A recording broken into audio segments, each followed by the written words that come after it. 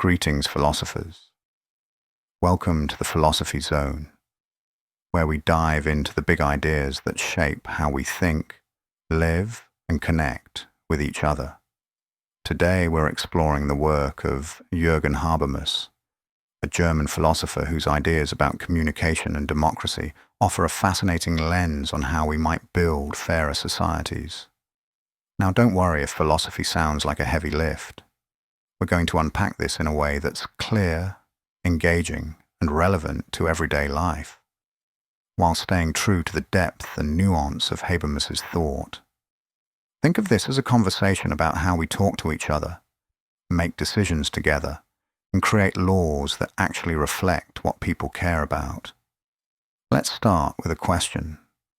Have you ever felt like the world is moving too fast with big systems, corporations, governments, bureaucracies, calling the shots while ordinary people's voices get drowned out? That's exactly the kind of problem Habermas spent his career tackling. Born in 1929, he came of age in post-war Germany, a time when the world was grappling with the horrors of totalitarianism and the question of how societies could rebuild trust and fairness. His ideas grew out of a group of thinkers called the Frankfurt School, who were trying to figure out what went wrong with modernity, why progress, science, and reason sometimes led to domination rather than freedom. The Frankfurt School, folks like Max Horkheimer and Theodor Adorno, argued that modern society had become obsessed with what they called instrumental rationality. That's a fancy term for a kind of thinking that's all about efficiency, how to get things done, make money, or control systems without asking whether those things are good or fair. Think of it like a factory mindset.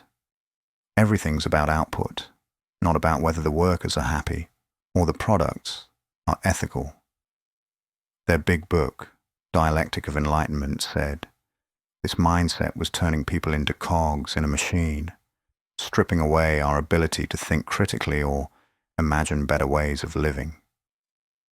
It's a grim picture, right? Like a sci-fi dystopia where the system runs everything and human connection gets lost. Habermas, though, wasn't satisfied with that gloom and doom story. As a young scholar working with Horkheimer and Adorno, he soaked up their ideas but thought they were missing something. He didn't believe rationality itself was the problem, just the way it was being used. So he started carving out his own path, asking, what if we could use reason not to control people, but to bring them together? That's where his big idea, communicative action, comes in. It's a mouthful, I know, but stick with me. It's actually pretty intuitive.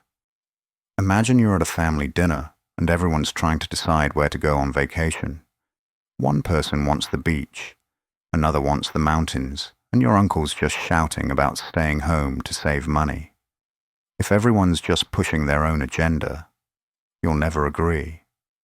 You're stuck in what Habermas calls strategic action, where people are more focused on winning than understanding each other.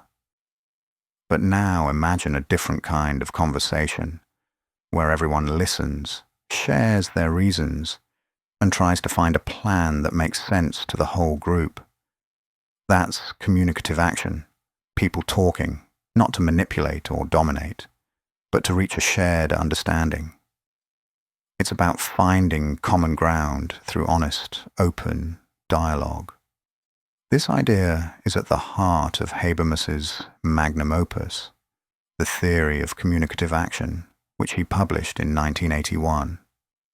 He says that human societies depend on this kind of communication to function, not just for vacation plans, but for everything from politics to law. When we talk to each other with respect, aiming for mutual understanding, we're tapping into what he calls communicative rationality. It's not about being the loudest or having the most power. It's about making arguments that hold up under scrutiny, that are true, fair, and sincere. Now, here's where it gets really interesting for our world today. Habermas talks about two parts of society: the life world and the system. The life world is the everyday stuff, your culture, your values, the conversations you have with friends or family. It's the messy human part of life where we share stories, build trust, and figure out what matters to us. The system, on the other hand, is the big organized stuff. Think markets, governments, corporations. These run on money and power, and they're great at getting things done, like building roads or delivering packages.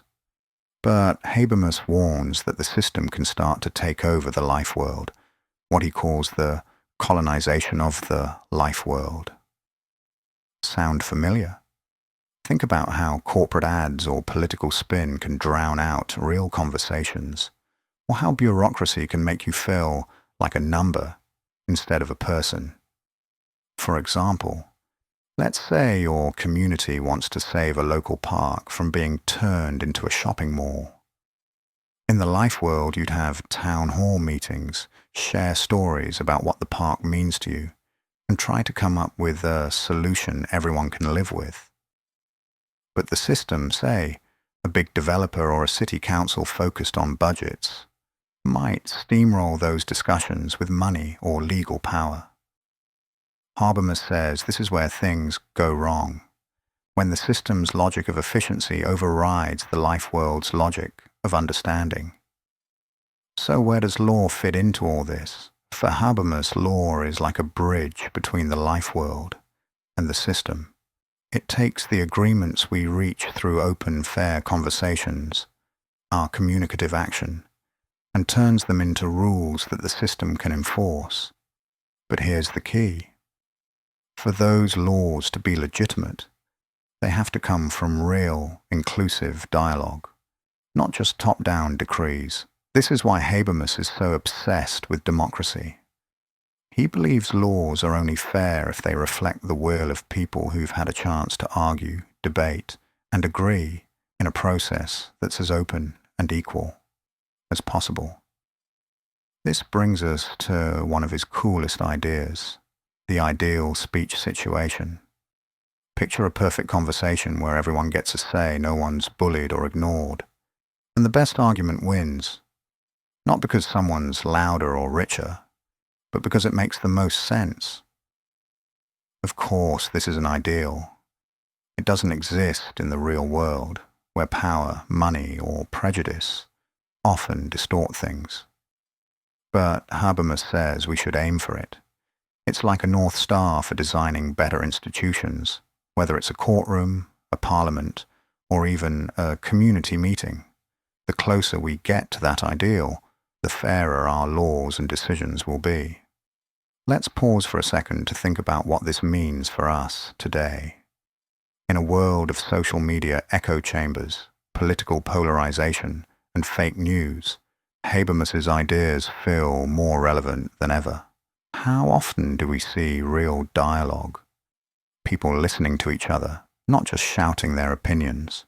His work challenges us to create spaces where everyone's voice counts, where we're not just trying to win, but to understand.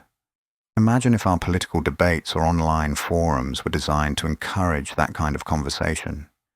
It's a tall order, but it's a hopeful vision now. Not everyone buys into Habermas's ideas. Some critics, like the philosopher Nancy Fraser, point out that real-world conversations are never free from power dynamics, class, race, gender, you name it. They argue his ideal speech situation is a bit too idealistic, ignoring how hard it is for marginalized voices to be heard. Others, like fans of more traditional legal theories, say his focus on process, on how we talk, doesn't give enough weight to universal moral principles, like those you'd find in natural law or even in thinkers like Ronald Dworkin. These are fair points, and Habermas doesn't claim to have all the answers, but he'd argue that his framework gives us a way to keep improving, to keep striving for fairness by refining how we communicate. Let's bring this back to law because that's where Habermas's ideas really shine. In his book, Between Facts and Norms, published in 1992, he lays out a vision of the law that's grounded in this communicative approach. He says laws aren't just about keeping order or enforcing rules. They're about capturing the agreements we reach as a community. For a law to be legitimate, it has to come from a process where everyone affected by it has a chance to weigh in. That's why he's so big on deliberative democracy, where citizens don't just vote, but actually debate and shape the laws that govern them. Think about something like environmental regulations. In Habermas's world, those rules wouldn't just come from experts or politicians in a back room. They'd come from a process where scientists, activists, businesses, and regular people, like farmers or factory workers, get to argue their case. The resulting law would reflect a balance of perspectives, not just the loudest or most powerful ones. It's a radical idea because it demands that we rethink how power works in our societies. As we wrap up, let's step back and ask, why does this matter? Habermas's philosophy isn't just about abstract ideas. It's about how we live together in a time when trust in institutions is shaky, when people feel disconnected from the decisions that affect them. His work offers a roadmap. It's not about perfect solutions, but about creating processes that are fair, inclusive, and rational. It's about believing that through better conversations, we can build better societies. That's all for today's Philosophy Zone. If this got you thinking, let us know in the comments. What's one place in your life where better communication could make a difference? Maybe it's your workplace, your community, or even online. And if you want to dive deeper into Habermas or other big thinkers, hit that subscribe button and join us next time as we explore another corner of the philosophical universe. Thanks for listening, and keep questioning. Greetings, philosophers. Welcome to the Philosophy Zone, where we dig into the ideas that shape our world, from the way we live to the laws that govern us. Today we're diving into Jürgen Habermas's discourse theory of law, a big idea from his 1992 book, Between Facts and Norms. This deals with something that we all care about. How can we make laws that are fair, that people actually believe in, especially in a world where everyone seems to disagree? Habermas has a fascinating answer, rooted in the power of conversation and democracy. Let's jump in and explore what makes a law legitimate in today's messy, diverse societies. Last time, we talked about Habermas's philosophical foundations, how he moved away from the Frankfurt School's grim view of rationality and developed his theory of communicative action. That's the idea that we can build a better society by talking to each other openly, aiming for understanding rather than just power or control. Today we're taking that idea into the world of law. For Habermas, law isn't just a bunch of rules handed down by some authority. It's something we create together through rational, inclusive discussions. It's a way to balance individual freedom with the needs of the community, and it's especially relevant in a world where trust in governments and institutions often feels like it's hanging by a thread. So let's start with the core of Habermas's discourse theory of law. He says that a law is only legitimate if it comes from a process where everyone affected by it has a chance to have their say. Imagine you're in a town deciding whether to build a new highway. A top-down approach might have the mayor or some bureaucrats just decide, maybe because it's cheaper or some companies pushing for it. But Habermas says that's not enough. For that decision to be fair, everyone, residents, businesses, environmentalists, needs to be part of the conversation, not just shouting opinions, but actually debating, listening, and trying to reach an agreement that makes sense to as many people as possible. He calls this the discourse principle. A rule is only valid if everyone who's affected could, in theory, agree to it through rational discussion. This idea hinges on what he calls communicative rationality. Basically, the kind of reasoning we use when we're trying to understand each other, not just win an argument. Think about a time you and your friends were planning a group trip. If everyone's just pushing their own idea, beach, mountains, city, you'll never get anywhere. But if you sit down, share your reasons, and listen, you might find a plan that works for everyone. That's the kind of process Habermas wants for lawmaking. It's not about one side dominating. It's about finding norms that people can accept because they've had a voice in the process. Now here's where it gets really interesting. Habermas talks about two kinds of freedom that law has to balance: private autonomy and public autonomy. Private autonomy is about your individual rights, like your freedom to speak, own property, or live your life without interference. Public autonomy is about your role as a citizen, your ability to shape the laws that govern everyone through democratic participation. A lot of legal theories pick one over the other. Some, like classical liberalism, say individual rights are the most important thing. Think, leave me alone to do my thing. Others, like some Republican ideas, focus on the collective, the we that decides together. Habermas says both are essential and they actually depend on each other. You can't have real democracy without individual rights like free speech, because how else would you debate? And you can't have meaningful individual rights unless they're backed by a democratic process that everyone buys into. Let's make this concrete. Imagine a law about free speech. That law protects your right to say what you think. Private autonomy. But for that law to be legitimate, it needs to come from a democratic process where people have debated what free speech should mean, what its limits are, like whether it covers hate speech or misinformation. That's public autonomy at work. Habermas calls this co-originality, the idea that these two kinds of freedom are born together, like two sides of the same coin. It's a powerful way to think about law, because it means laws aren't just about protecting you from the government. They're about giving you a say in how society works. So how does this actually happen? Habermas says it starts in what he calls the public sphere. Think of it as all the places where we talk about issues that matter, like town halls, newspapers, or even social media. These are where ideas get hashed out, where people argue about what's fair or what's needed. Then, those ideas get funneled into formal institutions like parliaments or courts, where they're turned into actual laws.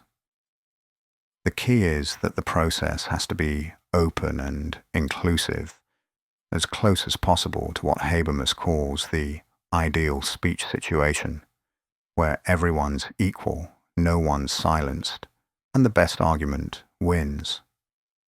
Of course, we don't live in a perfect world, but the closer we get to that ideal, the more legitimate our laws will be.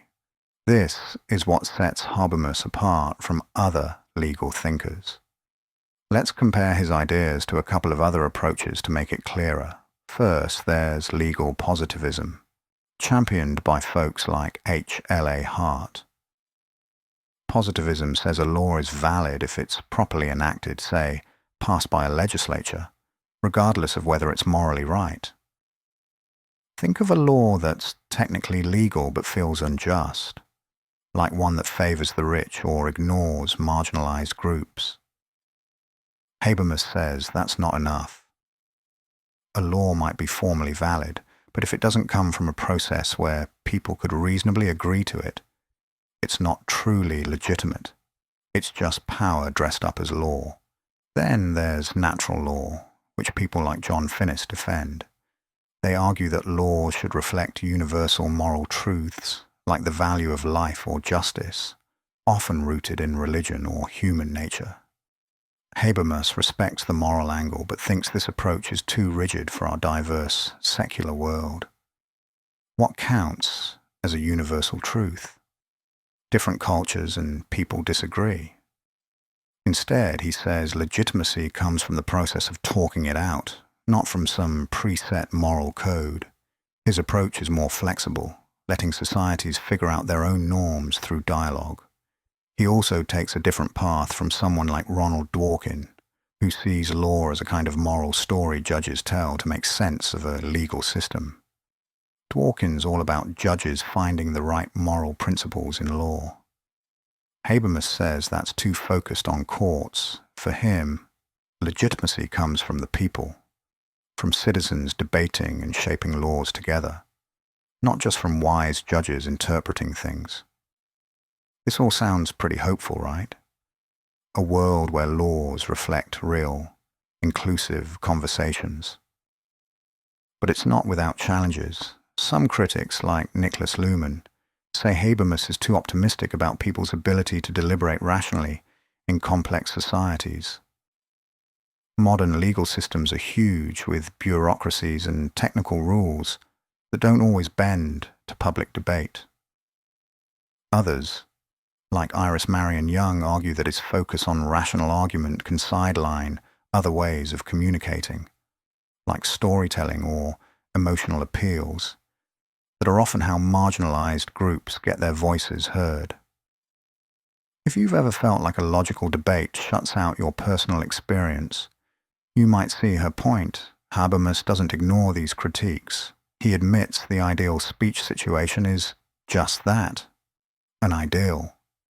Real-world discussions are messy, shaped by power, money, or prejudice, but he thinks we can design institutions to get closer to that ideal, like by making sure public debates are accessible, or by creating spaces where diverse voices, especially from marginalized groups, can be heard. Think about something like participatory budgeting, where communities get to vote on how local money is spent. That's the kind of thing Habermas would champion. Real people having real influence over the rules that govern them. Let's zoom out and think about why this matters today. We're living in a time when many people feel disconnected from the laws and systems running their lives. Whether it's distrust in politicians, frustration with corporate influence, or feeling like your vote doesn't matter, Habermas's ideas hit home. He's saying that laws only work if we feel like they reflect our voices, our debates, our agreements. In a polarized world where social media often amplifies shouting matches over real dialogue, his call for rational, inclusive conversation feels like a lifeline. Imagine if our political debates, whether about healthcare, climate change, or free speech, were designed to bring people together, not just score points. For example, think about a hot-button issue like climate change laws. In Habermas's world, those laws wouldn't just come from scientists or politicians in a closed room. They'd come from a process where farmers, workers, environmentalists, and business owners all get to weigh in, share their concerns, and find a solution that balances everyone's needs. It's not easy, but it's a way to make sure the law isn't just imposed. It's something people can see themselves in. As we wrap up, Habermas's discourse theory of law is really about hope. It's about believing that through better conversations, ones that are fair, open, and inclusive, we can create laws that people trust and respect. It's not about perfection. It's about progress, about designing systems that let everyone have a say. In a world where democracy often feels fragile, that's a vision worth thinking about. That's it for today's Philosophy Zone.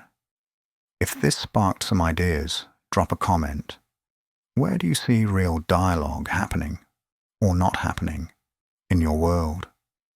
Maybe it's a local issue, a national debate, or even an online forum. And if you're curious to explore more big ideas, hit that subscribe button and join us next time as we dive deeper into the philosophical universe. Thanks for listening and keep questioning. Welcome to Philosophy Zone, where we unpack big ideas that shape how we live, think, and connect as a society. Today, we're diving into Jürgen Habermas's concept of the public sphere, a cornerstone of his philosophy of law and democracy. This idea is all about how we, as ordinary people, can come together to talk, debate, and shape the laws that govern us. It's about making sure our voices matter in a world where big systems, governments, corporations, media often seem to call the shots. We'll explore how Habermas sees the public sphere as the heart of democracy, why it's under pressure today, and what it means for creating fair laws. Don't worry if this sounds heady. We're going to make it clear, relatable, and engaging while keeping the depth of Habermas's thought alive. Let's start with a simple question. Where do you go to talk about the issues that matter to you? Maybe it's a community meeting, a group chat with friends, or even social media. Those spaces where we share ideas, argue, and try to figure out what's right are what Habermas calls the public sphere. For him, this is where democracy lives. It's not just about voting every few years. It's about the ongoing conversations we have as a society that shape the laws and policies we live by. In his view, a law is only legitimate if it comes from a process where everyone affected gets a chance to weigh in through open, rational debate. Habermas first introduced this idea in his 1962 book, The Structural Transformation of the Public Sphere. He looked back to the 18th century Europe, a time when coffee houses, salons, and newspapers were buzzing with discussion. Ordinary people, not just kings or nobles, started gathering to talk about politics, culture, and what kind of society they wanted. Picture a lively cafe in London or Paris, with folks debating taxes or revolutions over coffee. That was the public sphere in action. A space where people used reason to challenge authority and imagine better ways of living. Habermas saw this as a model for how democracy should work. Citizens coming together as equals to shape their world. Now fast forward to today. The public sphere isn't just coffee houses anymore. It's everything from TV talk shows to protests to podcasts like this one. It's the messy, vibrant space where we hash out issues that matter. In Habermas's theory, this is where what he calls communicative power is born. That's the power we generate when we talk openly and rationally, trying to understand each other rather than just win. Unlike the power of money or government muscle, communicative power comes from the strength of our arguments and the agreements we reach together. Here's how it connects to law. Imagine a community debating whether to ban single-use plastics. In the public sphere, say at town halls, on social media, or in local newspapers, people share their views. Environmentalists talk about pollution. Business owners worry about costs. Parents think about their kids' future. Through these discussions, public opinion starts to take shape. That opinion then flows into formal institutions, like a city council or parliament, where it's turned into a law. For Habermas, that law is legitimate only if it reflects those open, inclusive debates, where everyone had a shot to speak, and the best reasons won out. It's a two-step process. Informal chatter in the public sphere shapes formal decisions in the system.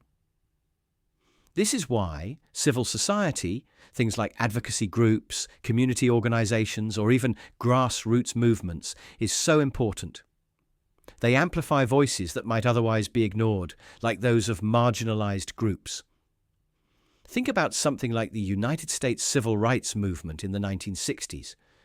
Protests, speeches, and media campaigns created a wave of communicative power that pushed lawmakers to pass landmark laws like the Civil Rights Act. That's the public sphere doing its job, turning people's shared concerns into laws that reflect a collective sense of what's right. But here's the catch, and it's a big one. The public sphere isn't what it used to be, and Habermas knew it.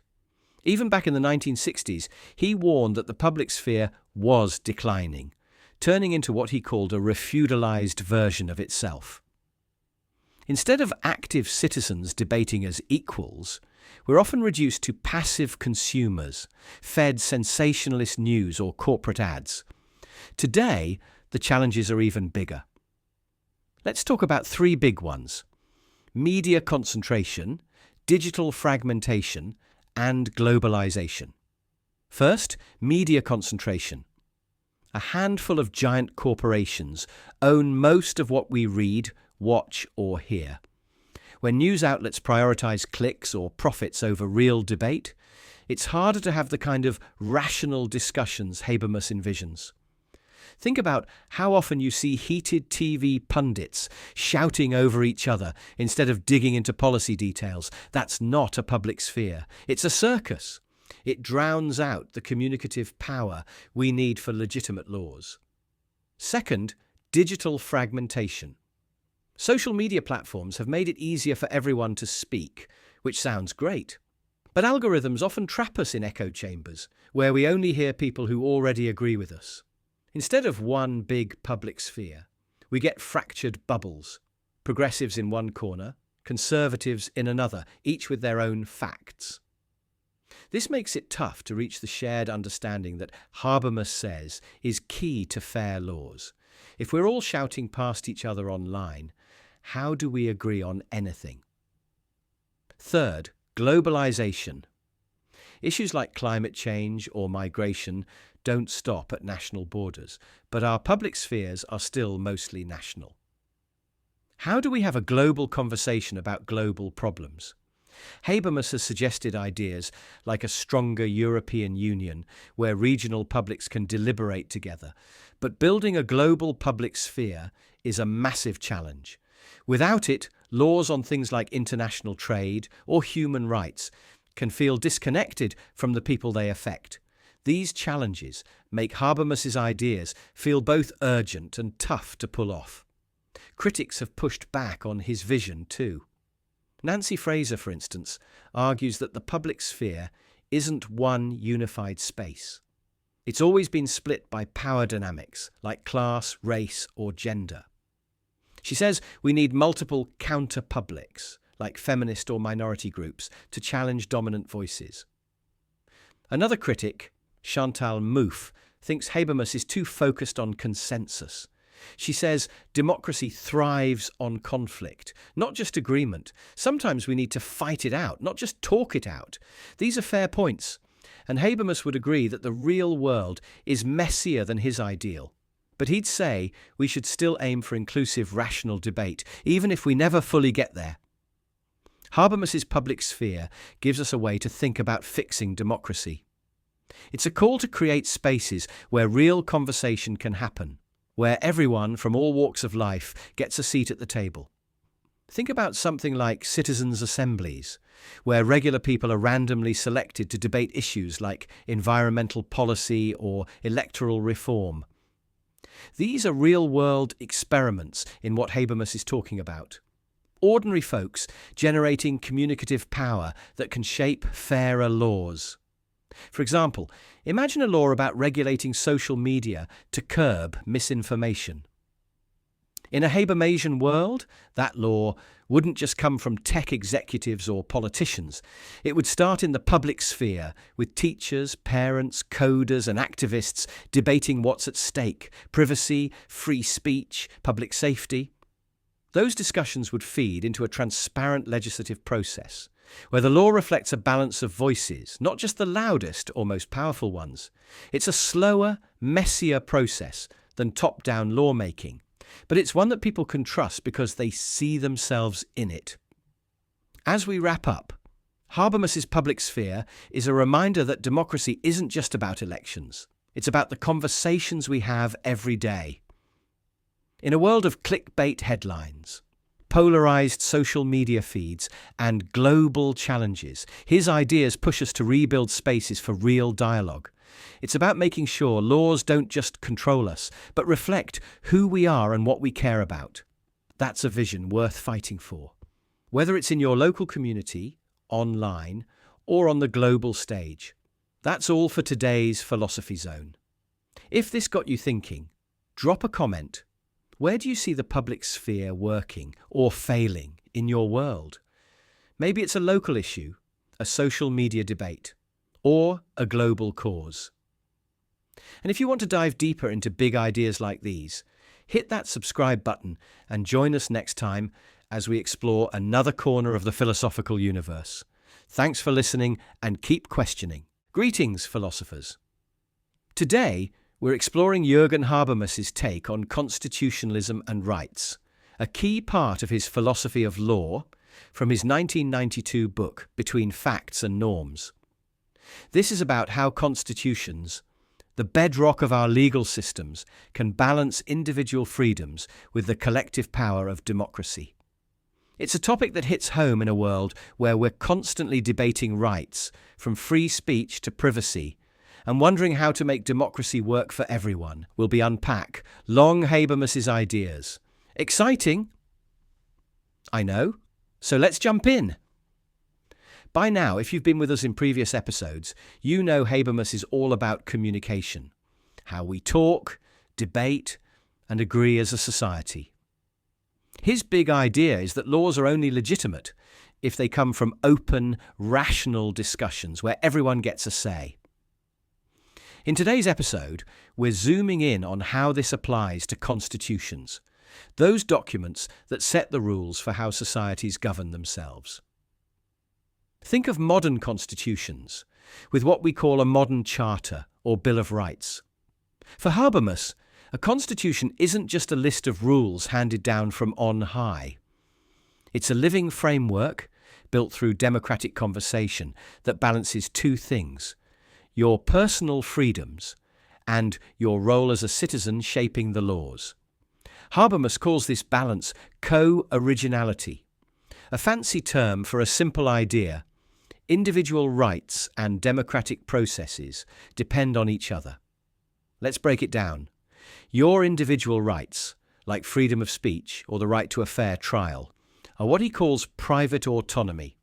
They protect your ability to live your life without interference.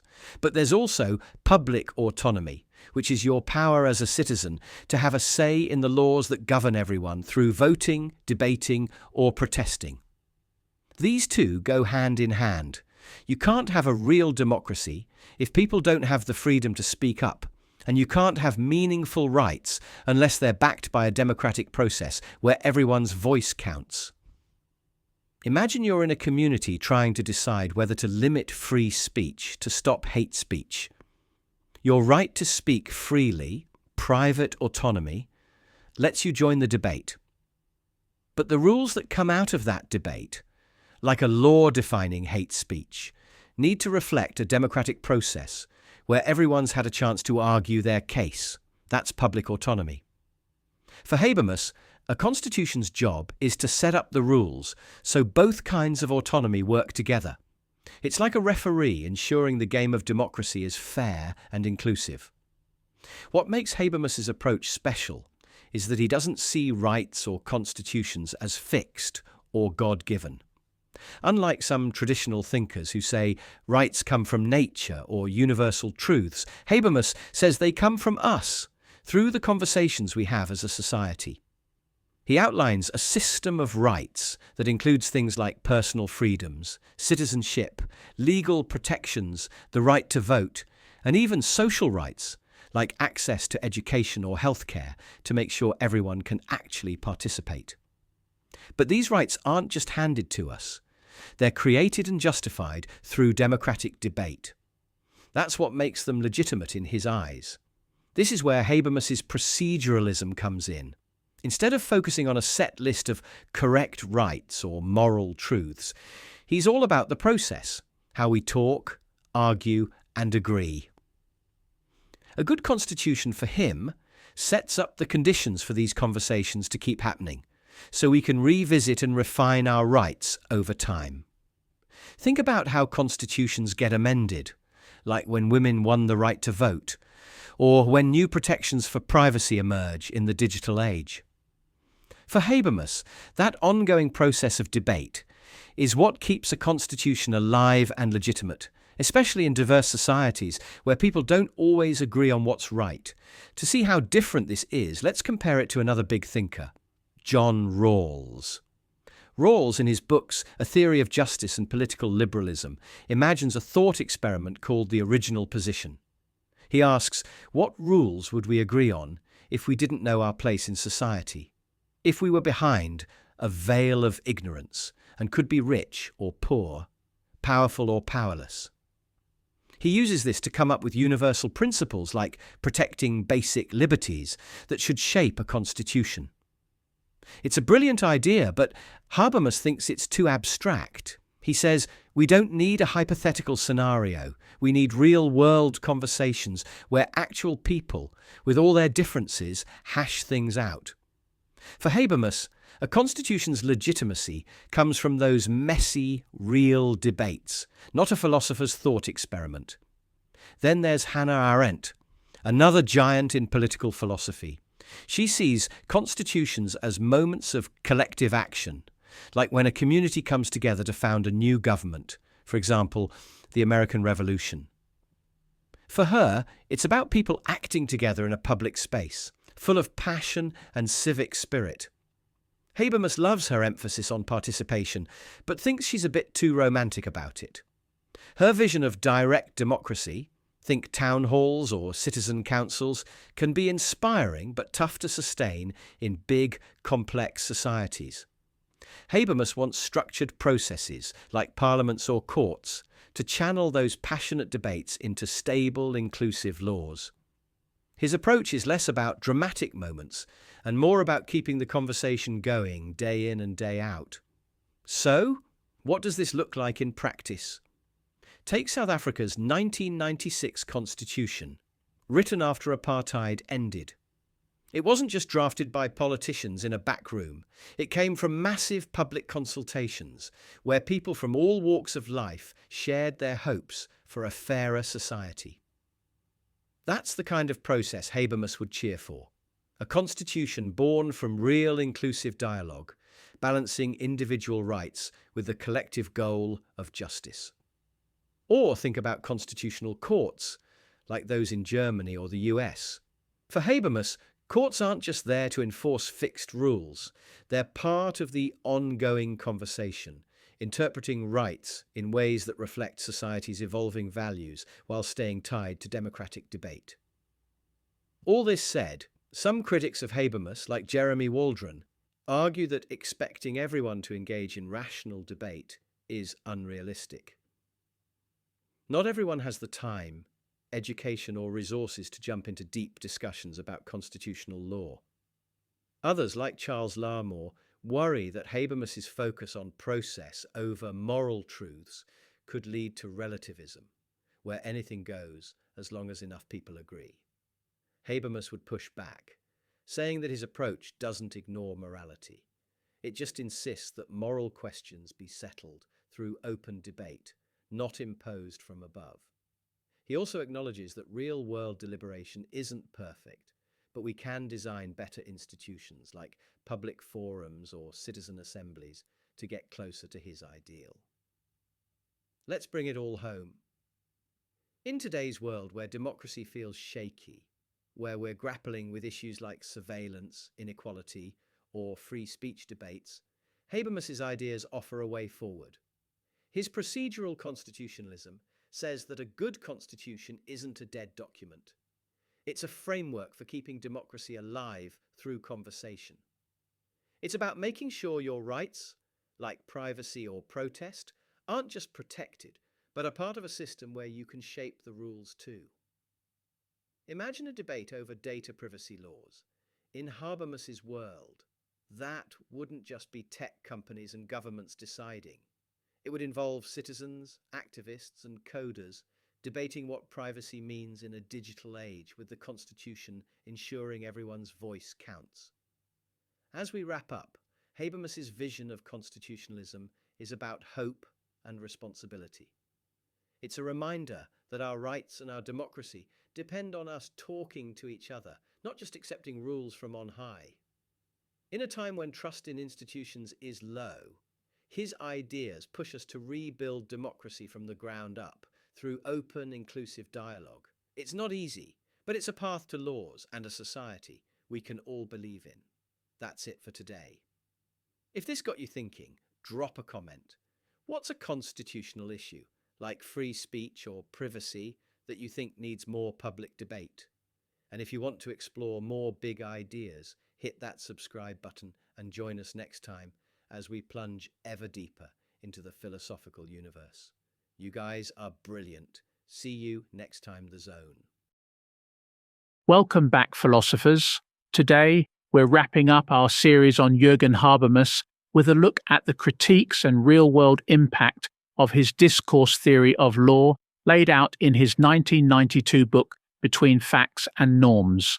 This is about whether his vision of law, built on open rational conversation, really holds up, and how it's being used in the world today, from constitutions to global human rights.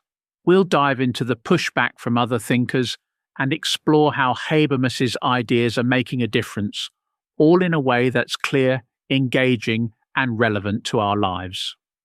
So, let's jump in and see what's at stake. Over the past episodes, we've explored how Habermas reimagines law as something we create together through honest, inclusive dialogue. His big idea is that laws are only legitimate if they come from a process where everyone affected gets a say, balancing individual rights with collective decision-making. It's a hopeful vision, but not everyone buys it. Philosophers from different camps, from postmodernists to legal realists, have challenged his ideas, saying they're too idealistic or don't fully account for the messy realities of power and diversity. At the same time, his theory has inspired real-world changes, from new constitutions to experiments in democracy. Let's unpack both sides to see what Habermas's legacy really means. First, let's talk about the postmodernist critique, especially from someone like Michel Foucault. Foucault, a French philosopher, was skeptical of Habermas's faith in rational conversation. He argued that every discussion, no matter how open, is shaped by power. Think of who controls the media, who has the loudest voice, or who sets the rules. For Foucault, laws aren't the result of fair debates. They're tools of control, like how governments use surveillance or prisons to enforce order. He'd say Habermas's dream of a perfect power-free conversation, what Habermas calls the ideal speech situation, is impossible because power is everywhere, baked into how we talk and think. Habermas doesn't dodge this critique. He admits power is real, but insists we can still aim for better conversations. His ideal speech situation isn't something we fully achieve, it's a goal to guide us. Think of it like aiming for a perfect democracy. We know it's not perfect, but we set up systems like fair elections or independent courts to get closer. Habermas says that by designing institutions that reduce domination, like transparent laws or public forums, we can make laws more legitimate, even if power never fully goes away. It's a practical optimism, not a naive one, and it sets him apart from Foucault's darker view. Then there's the legal realists, like Richard Posner, who say Habermas's theory is just too impractical. They see law as driven by real-world factors, judges' biases, economic pressures, or legal precedents, not lofty ideals of rational consensus. For them, law is about getting things done efficiently, not chasing perfect debates. Imagine a judge deciding a case. They're more likely to lean on past rulings or practical outcomes than on whether the law came from some idealized public discussion. Another critic, Niklas Luhmann, argues that legal systems are like self-contained machines running on their own logic, not public debates. Habermas pushes back by saying his theory isn't trying to describe how law works now. It's about how it should work. He knows bureaucracies and markets shape law, but he thinks legitimate laws need a foundation in public dialogue. For example, when courts hear input from advocacy groups or public protests influence policy, that's the kind of deliberative process he's talking about. His theory is a yardstick for making law fairer, not a snapshot of today's messy reality. So, what's Habermas's legacy? His discourse theory gives us a way to think about law as a democratic project, not just a set of rules imposed from above. It's about making sure laws reflect the voices of everyone, not just the powerful. The critiques from postmodernists and juridical realists push us to see where his ideas fall short, but they also show how adaptable his framework is. He doesn't claim to have all the answers. He gives us a guide for building fairer systems, whether it's a local law or a global treaty. In a world of polarization, distrust, and inequality, that's a powerful vision. Let's bring it home with an example. Think about a debate over internet privacy laws. In Habermas's world, that wouldn't just be tech companies or governments deciding. It would involve citizens, parents, coders, activists, talking it out in public forums or in assemblies, shaping a law that balances security, freedom, and fairness. It's slow, it's messy, but it's a way to make laws we can trust because we had a hand in them. As we close this series, Habermas's big lesson is that democracy and law depend on us talking to each other, really talking, not just shouting. His ideas challenge us to build spaces where everyone's voice matters, from your neighborhood to the global stage. It's a call to action for anyone who cares about a fairer world. That's it for our series on Habermas and his opus Between Facts and Norms. If this sparks some thoughts, drop a comment. What's an issue where you think better public debate could change things? Maybe it's a local law, a national policy, or a global cause. And if you've enjoyed diving into big ideas with us, hit that subscribe button and join us next time as we explore another corner of the philosophical universe. Thanks for listening and keep questioning.